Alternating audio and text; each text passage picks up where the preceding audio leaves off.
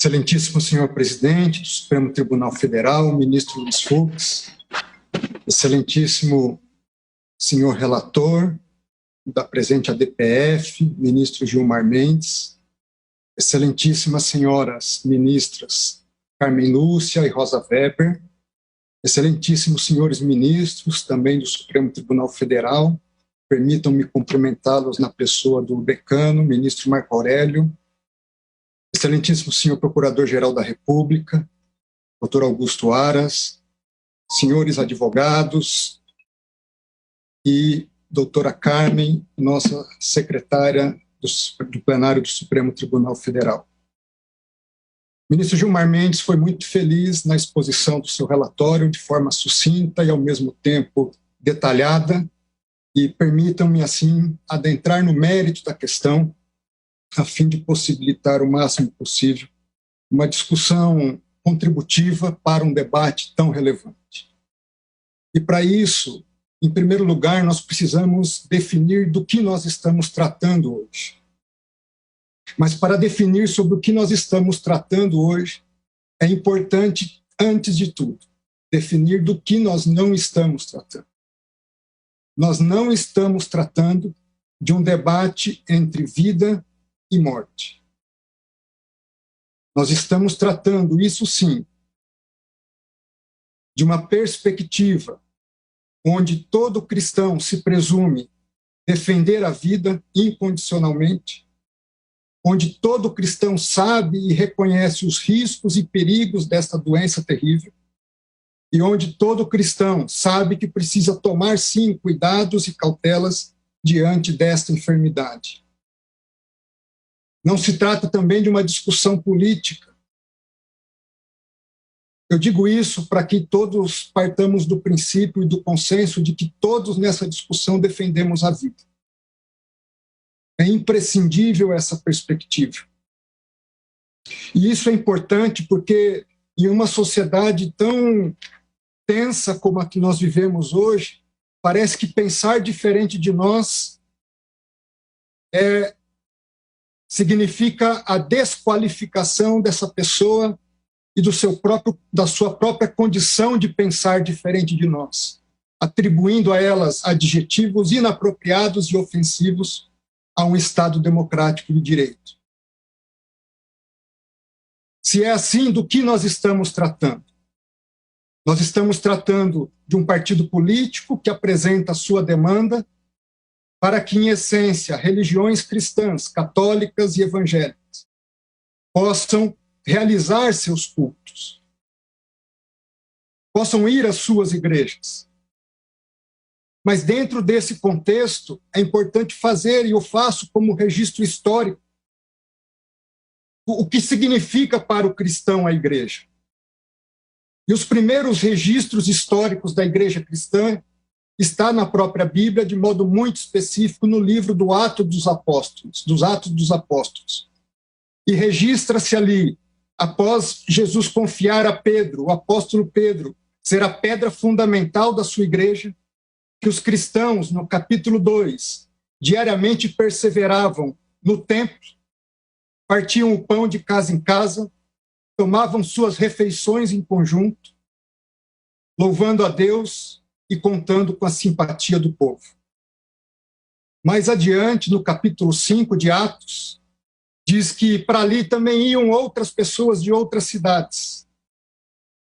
Porém, levantando-se o sumo sacerdote e todos os que estavam com ele, prenderam os apóstolos e os recolheram à prisão.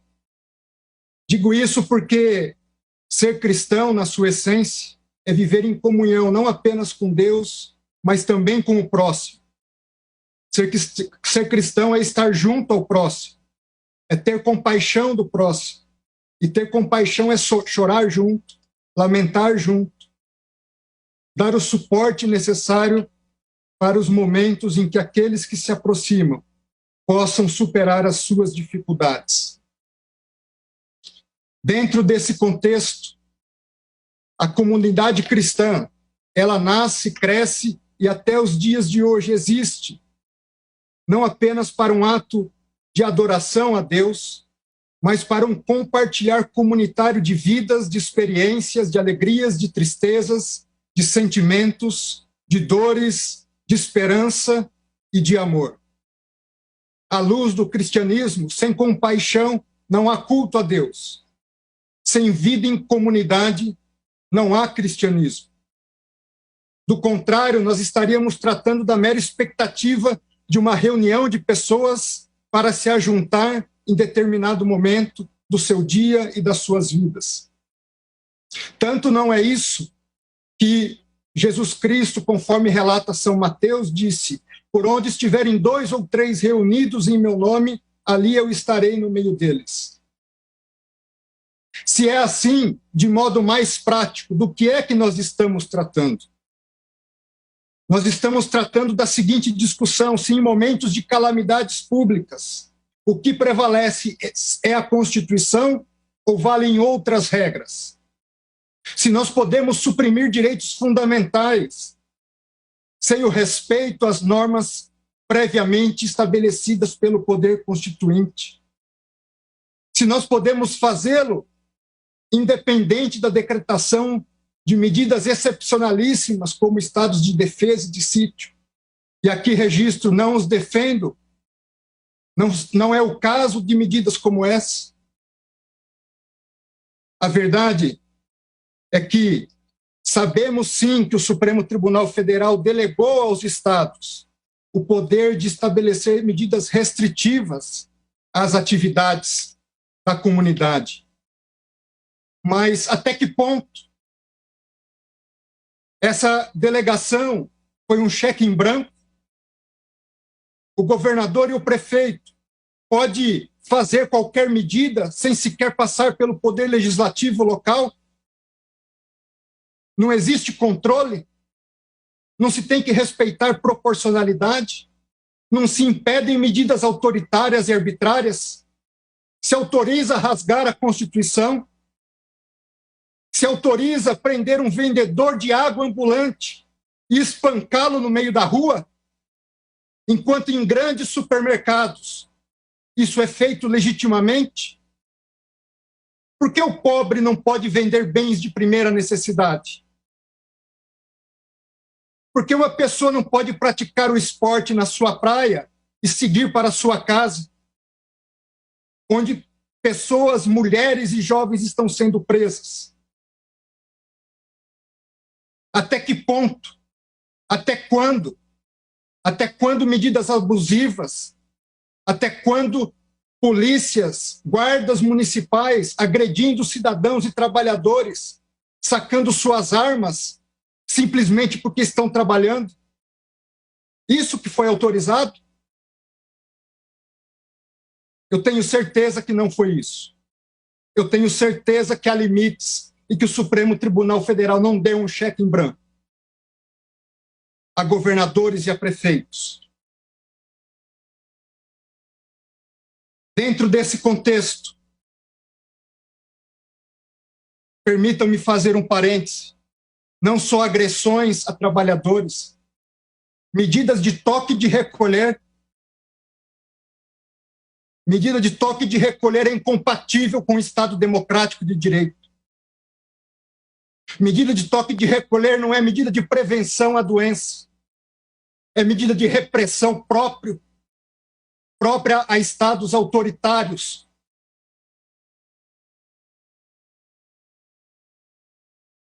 Falemos um pouco de injustiça para tentar encontrar a justiça. Tanto é injusto fechar-se templos e atividades religiosas, que a Suprema Corte dos Estados Unidos, em 2 precedentes, disse isso ser inconstitucional. Um deles citado brilhantemente pelo ministro Gilmar Mendes. E o segundo que trata de medidas adotadas pelo Estado da Califórnia, onde disse a Suprema Corte dos Estados Unidos, em um dos seus votos: há 4 razões alegadas pelo Estado para proibir os atos religiosos.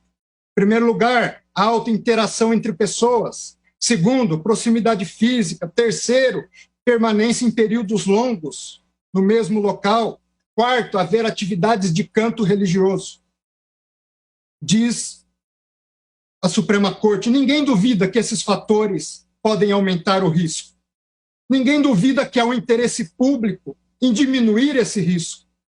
Essa Corte diz, não está negligenciando o sofrimento que muitos experimentam na pandemia.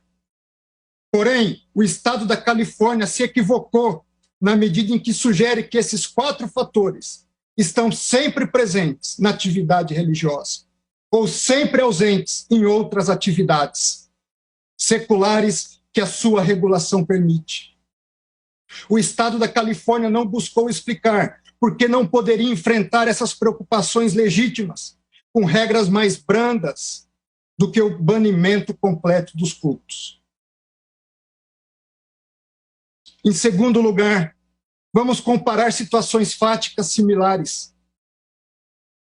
Como estão nossos ônibus, nossos trens, nosso transporte aéreo? Nossas secretárias do lar continuam passando 1h30, 2 horas, em ônibus, trens e metrôs superlotados para estarem nos servindo em nossos lares. Hoje nós vamos pegar um avião, tomamos cautela ao entrar no aeroporto, na fila do saguão do aeroporto, mantemos distanciamento e sentamos como uma lata de sardinha, um colado no outro, dentro dos aviões. Foram impedidas reuniões presenciais de trabalho? Os governadores fecharam os sindicatos para suas reuniões, fecharam as associações, fecharam-se partidos políticos. Por que somente as igrejas? Por que essa discriminação? As igrejas, segundo a OMS,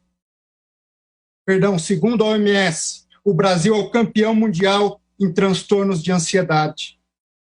Segundo lugar no mundo em transtornos depressivos que podem levar ao suicídio. E diante de uma situação como essa, artigo publicado no Jornal da Associação Americana de Medicina Psiquiátrica diz que suicídio e coronavírus fazem a tempestade perfeita. E diz um dos trechos do artigo, a frequência semanal a serviços religiosos foi associada a uma taxa de suicídio 5 vezes menor em comparação com aqueles que não frequentam atividades religiosas semanais. No Japão, aumento de 70% no número de suicídios de mulheres em outubro de 2020. Só que, diferentemente de Japão e Estados Unidos, o pobre brasileiro não pode pagar psicólogo. Muitas das vezes é o padre, é o pastor, que está em locais onde o Estado sequer se faz presente. O primeiro a ouvir seus dilemas, suas dificuldades, as agressões que sofrem no lar, a falta de pão, a falta de amizade e de contato com as pessoas. Artigo publicado por Cássia Coelho diz que as atividades religiosas são essenciais no enfrentamento do coronavírus. Ela diz, elas trazem sentido de esperança, reflexão sobre o processamento da testagem positiva, ajuda de várias dimensões no cuidado à saúde, fortalece a humanidade das pessoas. Senhores ministros, senhoras ministras, a Constituição brasileira não compactua com o fechamento absoluto e a proibição das atividades religiosas. Não compactua com a discriminação das manifestações públicas de fé. Tanto é assim que remédios excepcionalíssimos da própria Constituição não admitem sequer esse tipo de medidas que estão sendo adotadas regionalmente. Não há cristianismo, e aqui eu concluo, sem vida comunitária. Não há cristianismo sem a casa de Deus. Não há cristianismo sem o dia do Senhor. É por isso que os verdadeiros cristãos não estão dispostos jamais a matar por sua fé, mas estão sempre dispostos a morrer para garantir a liberdade de religião e de culto. Que Deus nos abençoe, tenha piedade de nós, e eu começo por mim. Muito obrigado.